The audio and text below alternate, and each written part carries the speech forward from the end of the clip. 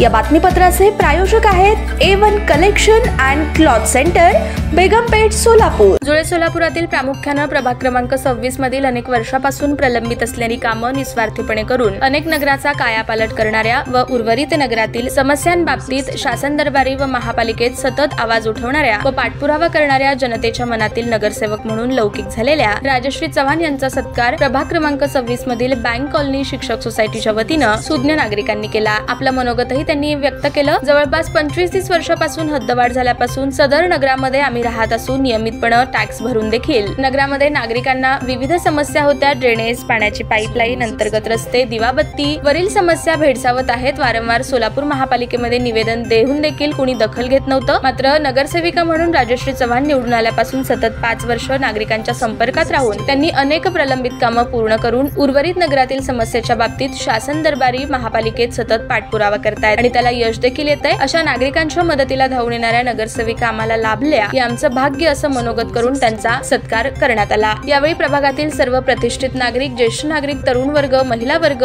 मोठ्या प्रमाणात उपस्थित होता। ताज्या बातम्या पाहण्यासाठी प्राईम महाराष्ट्र न्यूज चॅनलला सबस्क्राईब करा।